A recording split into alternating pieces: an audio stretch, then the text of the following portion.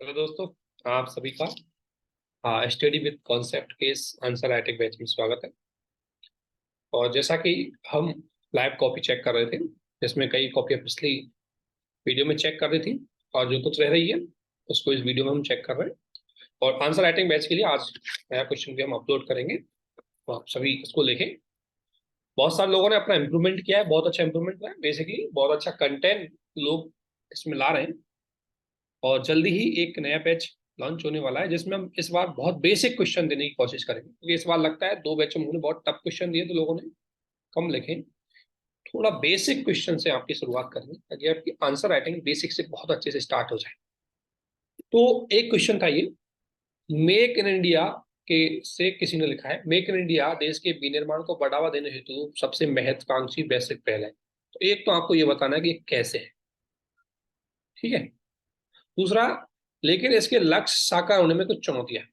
अब इसके लक्ष्य आपको बताने थोड़े से और चुनौती बतानी, ये क्वेश्चन का बेसिक वो है। तो आपको करना क्या है, ये 3 चीज हो गई। क्वेश्चन आप सभी जानते हैं, ये हमारा GS 3 का क्वेश्चन है। GS 3 और अर्थशास्त्र, अर्थव्यवस्था बोलते हैं। अर्थव्यवस्था के अंतर्गत उद्योग क्षेत्र से क्वेश्चन है, इंडस्ट्री से क्वेश्चन है। यूपीएससी यहाँ से क्वेश्चन जरूर पूछती है, स्टेट पीसीएस भी यहाँ से क्वेश्चन जरूर पूछती है। तो इसको देखते हैं। इन्होंने स्टार्टिंग बढ़िया की है मिनिमम। कुछ ध्यान रखना, कुछ फैक्ट बताकर आप स्टार्ट कर सकते हैं, अच्छी स्टार्टिंग है। और लेकिन ये महत्वपूर्ण कीवर्ड होते हैं, इनको थोड़ा हाईलाइट कीजिए बस।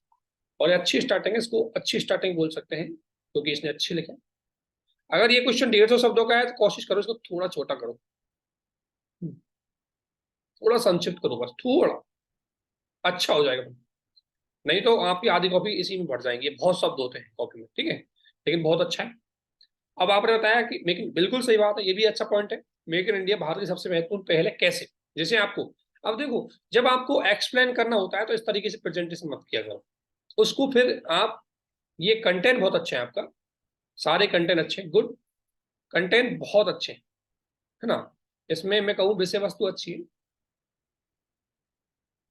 लेकिन थोड़ा प्रस्तुतिकरण है, उसको इम्प्रूवमेंट। प्रस्तुतिकरण कैसे करना है, क्वेश्चन की डिमांड के आधार पर आपको प्रस्तुतिकरण चेंज कर देना है। जैसे आप अगर इन पॉइंटों को छोटा लिखते, समझाते नहीं, तो आप डायरेक्टली इस तरीके से शो कर सकते थे। लेकिन यदि आपको ये पॉइंट एक्सप्लेन करने पड़ रहे हैं तो आप इनको क्या करो, इस प्रस्तुतिकरण को, मुद्देवाई को आप पैराग्राफ में करो, बहुत अच्छा रहेगा। यहाँ आप कोई चीज यहाँ आ रही है, कोई चीज यहाँ आ रही है, तो सही अच्छे से नहीं लगता, इसलिए इसको पैराग्राफ में करें, ठीक है ना। बाकी बहुत अच्छा कंटेंट, बहुत अच्छा डाला है इसमें, मुद्दे सारे ले लिए। रोजगार आ गया, क्योंकि रोजगार का महत्वपूर्ण क्षेत्र ही था। और ये शोध तकनीकी आ गई, ठीक है, व्यापार इसका आ गया, ये इसका आ गया। इसके अलावा इसकी महत्वपूर्ण ईज ऑफ डूइंग बिजनेस, ये इसका मेन आयाम था। विनिर्माण हो गया, रोजगार हो गया, विनिर्माण, रोजगार, मैन्युफैक्चरिंग हो, ठीक है ना। तो ये अच्छा है, इसको बहुत बढ़िया है, इसमें कंटेंट ठीक है। अब लक्ष्य में चुनौती, अब इसको देखो चुनौती, अब इसको भी थोड़ा विस्तार देना है, ऐसे लाइन से नहीं छोड़ना है। ये जो आपको दिखी है ना, इसको भी विस्तार देना है। लेकिन एक चीज और ध्यान रखना कि ये इसके महत्वपूर्ण महत्वाकांक्षी है, तो ये इसके लक्ष्य थे। एक्चुअली में इनको हम लक्ष्य भी बोल सकते हैं, तो बहुत बढ़िया लिखे हैं। अब देखो, पर लक्ष्य तो अच्छे हैं, परंतु कुछ इसके समक्ष चुनौतियां हैं, वो आपको मुद्दे वाले लिखनी। तो चुनौतियां लिखनी, एक तो निवेश मुद्दा, एक तो निवेश तुलनात्मक रूप से उतना नहीं हो। दूसरा, जो वैश्विक मंदी चल रही है वो भी एक चुनौती है। तीसरा, कोविड-19 में एक चुनौती रहा है इसके समझ। चौथा आपने लिखा है असंगठित क्षेत्र, ठीक है ना। अवसंरचना की कमी, भारत में ऐसा माना जाता है, भारत में जरूरी अवसंरचना, निवेश की प्रतिदिन $1 बिलियन की कमी होती है। $1 बिलियन कम पड़ता है। जैसे टारगेट जितना आपको मान लिया, जितना करना है आज भारत में, मतलब जिस तरीके से भारत विकास कर रहा है उस तरीके से निवेश होना चाहिए। उस इन्वेस्टमेंट की जो अंतर है वो पर डे $1 बिलियन का अंतर है, ठीक है ना। वो आपको मुद्दे लिखने हैं, ये बहुत अच्छा लिखा है, ये पॉइंट अच्छा है ना। ये भी पॉइंट अच्छा है, ब्रांड रेन, तो इनको मुद्दे वाले लिख के फिर एक्सप्लेन करो, ठीक है ना। ये पॉइंट अच्छे हैं, ठीक है ना। अधिग्रहण समस्या अच्छी है, ये भी अच्छा है, पर्यावरण विकास, ये पॉइंट अच्छे, ये पॉइंट अच्छे पॉइंट है आपके, गुड, ठीक है ना। उसके बाद आता है सुझाव। सुझाव आपको एक्सप्लेन नहीं करने तो आप इस तरीके से दे सकते हो, ठीक है। और विनिर्माण क्षेत्र को अब ध्यान रखना, ये आप निष्कर्ष में एक चीज और लिख रहे हो, मेक इन इंडिया को हम मेक इन इंडिया को असेंबल इन इंडिया में भी जोड़ दिया गया है। आपको पता है नहीं, असेंबल इन इंडिया में भी जोड़ दिया है ना। तो थोड़ा निष्कर्ष में इसको, इसके निष्कर्ष में नेट जीरो से @70 2074 विकसित भारत से और आत्मनिर्भर भारत से, इनसे जोड़ के इसका निष्कर्ष में तो बस बहुत अच्छा हो जाएगा। बाकी सारी चीज अच्छी है इसमें। प्रस्तुतिकरण थोड़ा मैं बताऊं उस तरीके से करें, प्रस्तुतिकरण प्रश्न के आधार पर करें। ऐसा नहीं कि स्टैंडर्ड फॉर्मेट नहीं होता प्रस्तुतिकरण का कि भाई मुझे डायग्राम ही बनाने हैं, मुझे पाई में लिखना है, चार्ट में लिखना है। जैसे क्वेश्चन की डिमांड है वैसे ही लिखना है। अगर आपको यहाँ चुनौतियों को एक्सप्लेन करना है तो मुद्दे वाइज लिखो, उनको सब टॉपिक बना करके लिखो उस तरीके से, ठीक है ना। बाकी बहुत अच्छा क्या है, प्रश्न के अनुसार करें। एस वैसे वस्तु बहुत सराहनीय, ठीक है ना। और अगर ये क्वेश्चन, अगर मैं 10 नंबर का मैं कहूंगा इस क्वेश्चन में आप या 5 नंबर तक अच्छे नंबर, जीएस में 50% नंबर बहुत अच्छे नंबर होते हैं, तो अच्छे नंबर पा सकते हैं, ठीक है ना। हाँ आपका ठीक। अगला क्वेश्चन देखते हैं, ये बड़े लिखा है किसी ने, बहुत बड़े साहब।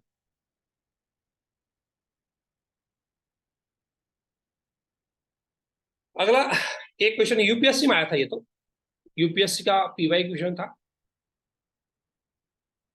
आप सभी जानते हैं कि यूपीएससी में जीएस बने बहुत सारे क्वेश्चन ज्योग्राफी से आने लग गए आजकल। ज्योग्राफी के बहुत सारे क्वेश्चन आपसे पूछे जाते हैं, उन्हीं में से क्वेश्चन ये था।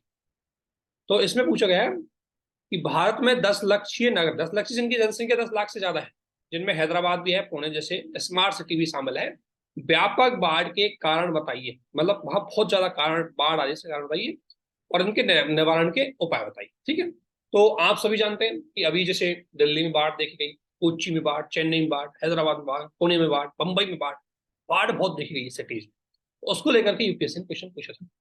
तो इसने स्टार्ट किया क्या, एनडीएमए रिपोर्ट के अनुसार भारतीय नगर भविष्य का, ये चलो एक रिपोर्ट से आपसे स्टार्ट कर दिया, मैं मानूंगा ये भी ठीक है, ठीक है।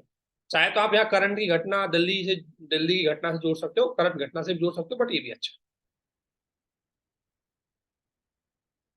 ये भी अच्छा, ठीक है। इसके बाद बाढ़ के कारण, हाँ अब आपको मुद्दे भाई विस्तार से बताना है। बाढ़ के कारण, अब प्राकृतिक कारण, कम समय में अधिक वर्षा, ठीक है ना, केदारनाथ, नदी तल में गाद का भरना, ठीक है, सुनामी चक्र, ये हो गया, ठीक है ना। और जो आ गया मानव जनित कारण, अनियमित निर्माण, ठीक है, कंक्रीट से जंगल का निर्माण, ठीक है, नदियों में प्रवाह के, ठीक है, पादलों। अब देखो ये मत करो डायरेक्ट पैराग्राफ, ठीक है ना, ऐसा नहीं डायरेक्टली पैराग्राफ। आपने बहुत अच्छे पॉइंट लिखे, ये पॉइंट बहुत अच्छे हैं, आपने पॉइंट बहुत अच्छे लिखे हैं, ठीक है ना। बट डायरेक्टली इनको मुद्दा दो, ये लाइन ऐसा लाइन करने की कोई जरूरत नहीं है। बहुत अच्छा कंटेंट है इसमें, आपने लिख ही दिए सारे पॉइंट, है ना। तो पॉइंट बहुत अच्छे हैं आपके, है ना। एग्जाम्पल भी दिए आपने, एग्जाम्पल भी दीजिए, ठीक है। वो आपने कर दिया मोस्टली, आपने लिख दिया, इसमें पॉइंट बचे नहीं, बहुत अच्छे पॉइंट है ये भी। एक दो कारण ये भी है, ठीक है। तो बढ़िया है, यहाँ तक आपने लिख दिया। अब इनके उपाय, अगला क्वेश्चन की डिमांड क्या है, उपाय। अब देखो, अब फिर यही कर दिया, अच्छा 1 2 3, है ना, 4 5 6, गुड। पॉइंट ये भी अच्छे हैं, मतलब कुछ ज्यादा लिखने की जरूरत नहीं है, इसे बहुत अच्छा लिखा है ना। परंतु प्रस्तुतिकरण में कह रहा हूं आपसे, प्रस्तुतिकरण जब आपको एक्सप्लेन करना हो तो प्रस्तुतिकरण मुद्दे वाइज, प्रस्तुतिकरण सब टॉपिक एवं टॉपिक में पैराग्राफ के अनुसार करें, ठीक है। बाकी इसमें बहुत कंटेंट, विषय वस्तु बहुत अच्छी है,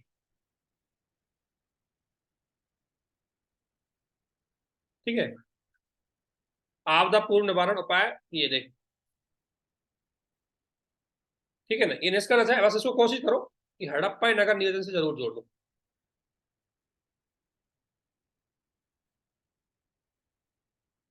क्योंकि हड़प्पा का जो नगर नियोजन यदि हम उसको आज स्मार्ट सिटी में अपना ले तो काफी हद तक हमारा जो जल प्रबंधन है बहुत अच्छे से हो सकता है।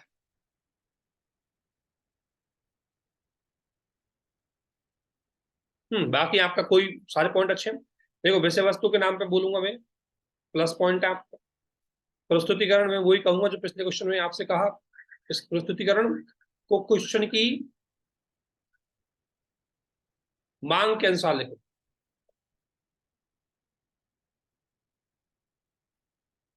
ठीक है, और बाकी तो सभी चीजें अच्छी है, प्रस्तुति कंटेंट बहुत अच्छा है, प्रेजेंटेशन भी मतलब मैं कहूँ राइटिंग भी ठीक है, सभी चीजें अच्छी है, बहुत बढ़िया आंसर। अगर इसको 15 में से बोलूं मैं तो ये अच्छा है, इसको नंबर अच्छे आ सकते हैं, गुड क्वेश्चन ये, क्योंकि इसमें सारा कंटेंट डाल दिया। ज्योग्राफी में नंबर बहुत अच्छे आ सकते हैं यदि आपने कंटेंट सही डाला है। कोई क्वेश्चन विश्लेषणात्मक नहीं होते, विश्लेषणात्मक क्वेश्चन आपसे पूछ जाते हैं आईआर। आईआर क्वेश्चनों में नंबर खींचना बहुत ही आसान होता है, लेकिन कई बार बहुत टफ पड़ जाता है। तो ये पूछा है आपसे, हालांकि भारत और जापान हिंद प्रशांत क्षेत्र को खुला एवं मुक्त रखने का साझा हित रखते हैं। तो एक तो आपको बताना, सॉरी, एक तो आपको बताना है इंडिया और पाक, सो इंडिया एंड जापान, इनके हित क्या है, विशेषकर समान है। और दूसरा, इनके सहयोग में अभी कुछ कमियां हैं, चुनौतियां हैं, अभी तक इनके बीच में सहयोग पूरा नहीं हो पाया, तो उसके बारे में आपको टिप्पणी करनी है। वो आपके क्वेश्चन है। आईआर के अंतर्गत भारत जापान संबंध से क्वेश्चन है, ये जीएस2 का क्वेश्चन है। ठीक है, आईआर के अंतर्गत देखो, भारत और जापान दोनों एशिया की तेजी से उभरती अर्थव्यवस्था है, जापान भारत के साथ महत्वपूर्ण संबंध है, दोनों एक दूसरे प्रोजेक्ट। ठीक है, ये स्टार्टिंग में कह सकता हूं, लेकिन देखो अगर इस स्टार्टिंग को और इंटरेस्टिंग बनाना है और आपको थोड़ा सा बहुत अच्छा बनाना है तो इसको और अच्छा कर सकते हो। देखो कभी भी आईआर के क्वेश्चन में अगर दो महाशक्तियों के संबंध आपसे पूछे तो ग्लोबल वैश्विक, अगर मैं कहूँ वैश्विक सिचुएशन को बताओ, तो वर्तमान वैश्विक सिचुएशन क्या चल रही है। देखो, रूस यूक्रेन संकट,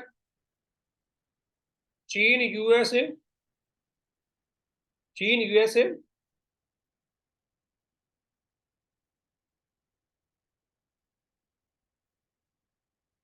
शीतपति संघर्ष और चीन की बढ़ती आक्रामक, भारत जापान, भारत जापान के मध्य संबंधों को मजबूती देती है ना, जो इस प्रकार है। तो फिर आपको ये साझा है बताने, क्योंकि आप सभी जानते हैं, पॉइंट आपने वही बताया बस कि स्टार्टिंग में ग्लोबल सिचुएशन होता हो कि रूस यूक्रेन डिस्प्यूट हो रहा है, चाइना और यूएसए में संघर्ष चल रहा है, इसके अलावा चाइना ताइवान का मुद्दा है, और और जो चाइना है वो आक्रामक नीति अपना रहा है। तो ऐसी स्थिति में भारत और जापान के बीच संबंध बढ़ना बहुत जायज है। ठीक है, तो एक थोड़ा सा ग्लोबल सिचुएशन को बताते हुए, जब दो महाशक्तियों के बारे में कभी भी क्वेश्चन पूछा जाता है, चाहे भारत यूएसए की बात की जाए, चाहे भारत इसराइल की बात, कोई भी दो शक्तियों के बीच में यदि संबंध बता रहे कोशिश करो वैश्विक सिचुएशन को बताओ थोड़ा सा। ठीक है, अब साझा हित क्यों रखते हैं, क्यों रखते हैं, क्योंकि देखो साझा हित रखते हैं एक तो हिंद महासागर में किस उद्देश्य, एक तो सामरिक, अब मुद्दे भाई बताओ सामरिक दृष्टि से कैसे रखते हैं, सामरिक दृष्टि से, जैसे आपने लिखा है ये सामरिक दृष्टि से मुद्दा है, बहुत अच्छा है, बहुत बढ़िया लिखा है। दूसरा आर्थिक दृष्टि से, तो ये आपको बताना है। ठीक है, तीसरा अगर मैं कहूं रणनीतिक दृष्टि से, आपको पता है हिंद प्रशांत महासागर क्षेत्र मजबूत हो रहा है तो जरूरी है।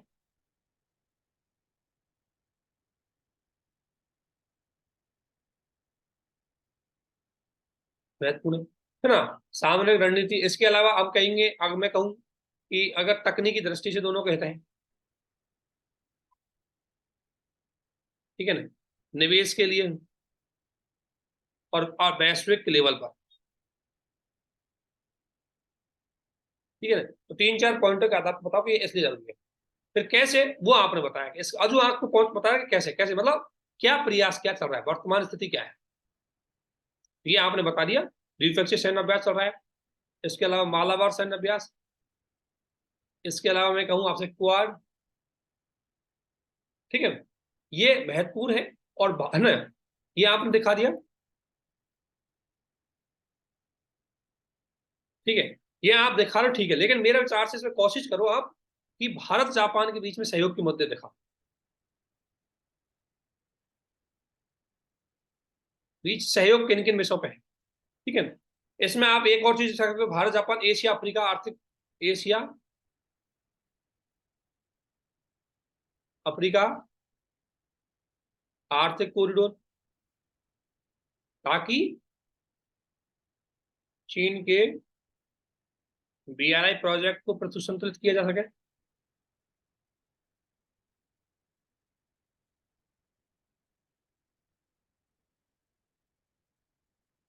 ठीक है ना। तो आपको तीन चार पॉइंट में दिखाना है कि किस तरीके से, पहले तो क्यों, मतलब कि एक तो मतलब आपको पता है रणनीतिक दृष्टि से महत्वपूर्ण है, आर्थिक दृष्टि से महत्वपूर्ण है हिंद प्रशांत महासागर क्षेत्र। और कोशिश करें छोटा सा मैप बना दो ना, एक मैप बना दो छोटा सा। और मैपिंग इतना टफ भी नहीं है, आप आराम से मैप बना सकते हो, ठीक है ना। ऐसे जैसा भी आपसे बने ऐसा जरूरी नहीं है ना। जिस तरीके से आप मैप बना सकते हो, छोटा सा एशिया पैसिफिक क्षेत्र का आप एक मैप बनाओ, ठीक है। तो इतना तो आप कर ही देंगे। और उसमें और ज्यादा ये तो कोशिश करो एक ही होगा, ठीक है ना। तो ताकि आपके क्वेश्चन को थोड़ा विश्लेषणात्मक बनाया जा सके, ठीक है ना। जब आप मुद्दे वाइज बताओगे, जब वैश्विक सिचुएशन के माध्यम से उसको स्टार्ट करोगे, तो आपका क्वेश्चन विश्लेषणात्मक हो जाएगा। नहीं तो ये केवल सूचनात्मक हो जाएगा, और IR का क्वेश्चन सूचनात्मक रहना ज्यादा अच्छा नहीं होता, ठीक है ना। इस चीज पे आपको थोड़ा सा ध्यान रखना,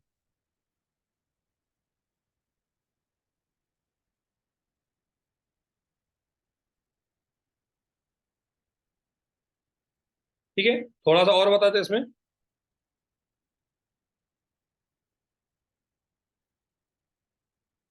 हम्म द्विपक्षीय सहयोग,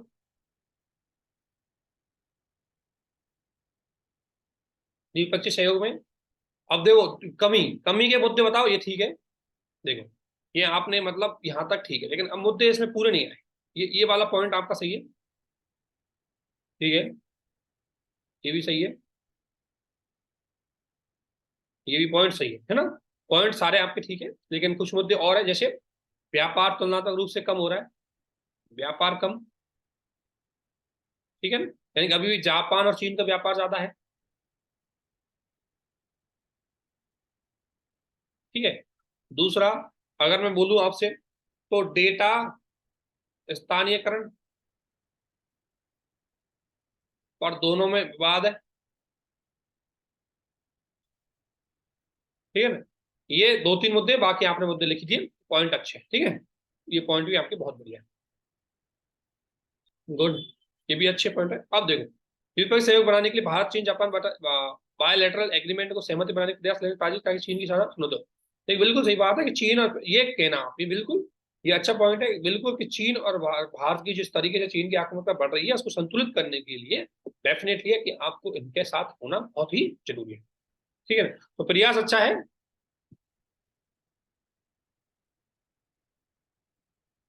ना। निरंतर लिखें,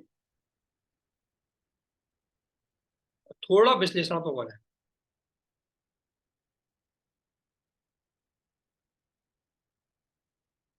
ठीक है ना। अच्छा है,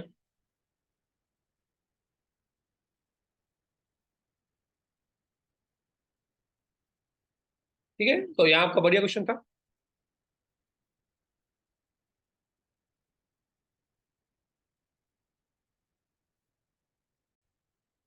इस क्वेश्चन में देखते हैं, सिविल सेवकों से संबंध था ये क्वेश्चन, है ना। और ये GS2 का है, ये भी गवर्नेंस से, ठीक है ना। तो इससे पूछा है कि भारत में सिविल सेवाओं के ऐतिहासिक विकास का कालानुक्रम सार आपको बताना है। एक पॉइंट तो ये है क्वेश्चन का, दूसरा है कि इनकी लोकतंत्र में क्या भूमिका है। दो क्वेश्चन के पार्ट है। तो भारत में ये जनक है लॉर्ड कॉर्नवालिस जी, ये सॉरी लॉर्ड कॉर्नवालिस, ये ठीक है, मैं इस पे नहीं बोलूंगा कि बुरा है, बट इसको और इफेक्टिव बनाने के लिए आप क्या कर सकते हो, लोकतंत्र में, यहां से जोड़ो, लोकतंत्र में नागरिक केंद्रित, ठीक है ना, नागरिक केंद्रित शासन तथा लोकतांत्रिक मूल्य। अब लोकतांत्रिक मूल्य, इनको कीवर्ड को हाईलाइट कर दो, लोकतांत्रिक मूल्य होता है स्वतंत्रता, समानता, ब्रैकेट में लिख देना इसको, और न्याय को जनहित में क्रियान्वित करने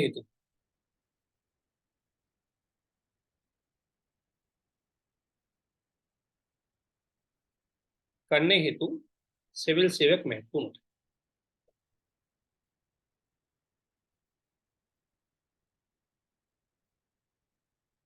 है ना। यहां से लिखते हैं नेक्स्ट पैराग्राफ में, यहां से नेक्स्ट, ये ठीक है, यहां से लिखते हैं कि सिविल सेवा उतनी पुरानी है जितनी अर्थशास्त्र है।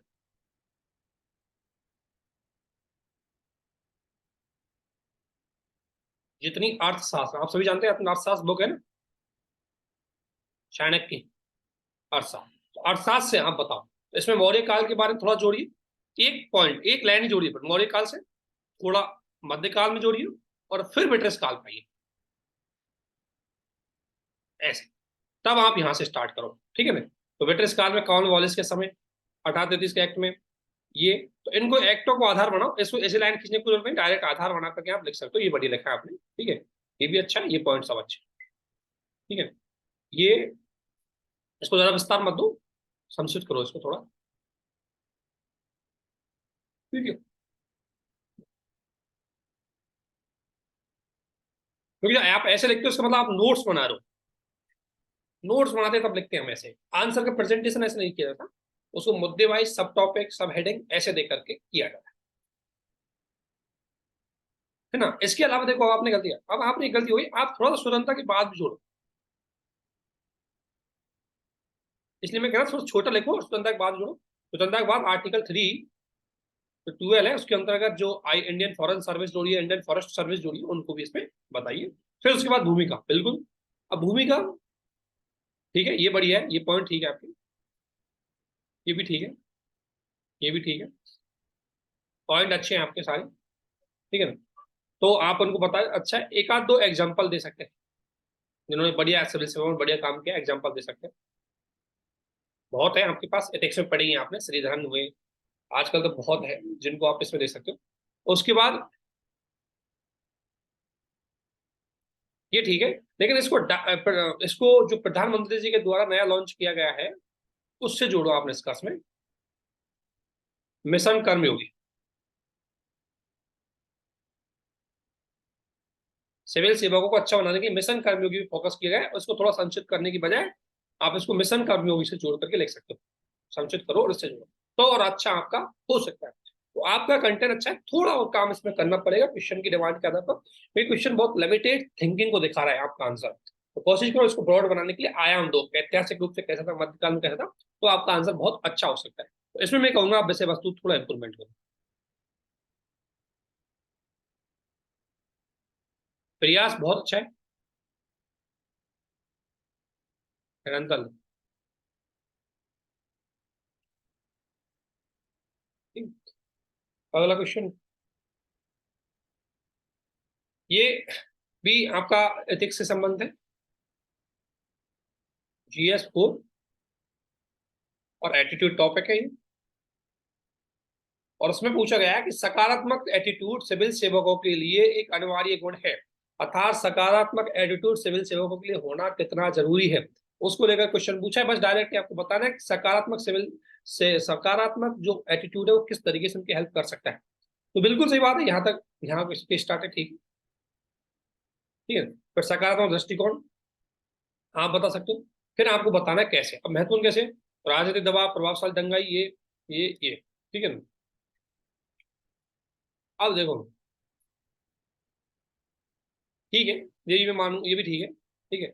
अब यहाँ आपने ये बिल्कुल ये पॉइंट अच्छे हैं आपके, ठीक है, सहानुभूति के लिए, परिवार भूमिका, देखो आपको इसमें बहुत बड़े लिखना है, देखो और क्या कर सकते हो, इसमें नेतृत्व, नेतृत्व करते हैं, नेतृत्व के लिए, निर्णय लेते हैं, निर्णय निर्माण के लिए, नेतृत्व निर्णय निर्माण, ठीक है, ये पॉइंट में आपको लिखना है, स्थिति को अनुकूल, लेकिन एक चीज आप इसमें हर पॉइंट की एक एक एग्जाम्पल देना है,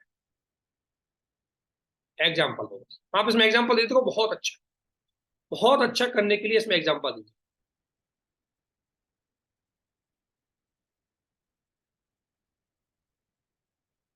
एग्जाम्पल दो बस, आपका बहुत अच्छा हो जाएगा, ठीक है। और यहाँ में ये बहुत पॉइंट बढ़िया, आत्मविश्वास व्यक्ति अच्छा शक्ति। क्या मैं आप प्रशिक्षण मिशन कर्मयोगी,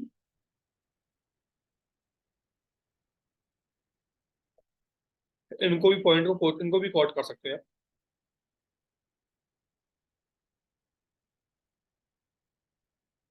है ना। और लिख सकते हो कि भाई इनको महत्वपूर्ण उत्तरदायित्व और कर्तव्य निभाने होते हैं, ऐसी स्थिति में इनका सकारात्मक एटीट्यूड होना बहुत जरूरी होता है। उस तरीके से आप कर सकते हो, बढ़िया लिखा है। लेकिन थोड़ा और अच्छा करने के लिए आप इसको एग्जाम्पल देंगे तो क्वेश्चन बहुत अच्छा नंबर जाएंगे, एग्जाम्पल देंगे तो 1.5 नंबर और बढ़ जाएंगे, इसमें 1.5 नंबर तो आपको बहुत अच्छा हो जाएगा। ठीक है, तो किसी ने बढ़िया लिखा है, कंटेंट बहुत बढ़िया था, बट थोड़ा सा इसमें जब भी एथिक्स में ध्यान रखना, कोशिश करना कि आप कोई भी पॉइंट देखें उसमें एक एक एग्जाम्पल आपको जरूर देनी, ताकि उसको बेहतर तरीके से कर सकें। ठीक है, तो आप सभी को बहुत बहुत धन्यवाद, बहुत अच्छा लिखा है कई लोगों ने, और इसी तरीके से आपकी कॉपी चेक की जाएगी ताकि आप इसको अच्छे से समझ सकें। ठीक है, और क्योंकि जो लिखा जाता है उसको किस सेंस में बताया जा रहा है वो आपको पता होना बहुत जरूरी है, ताकि आप आगे उसको सुधार सकें। आंसर राइटिंग में हमारा उद्देश्य है कि आप इम्प्रूवमेंट करें, सीखें। जरूर नहीं कि आप मतलब परफेक्ट बने, प्रैक्टिस से ही परफेक्ट बनेंगे तो आप अच्छा कर पाएंगे। आप सभी को हमारे साथ बने रहने के लिए बहुत बहुत थैंक यू।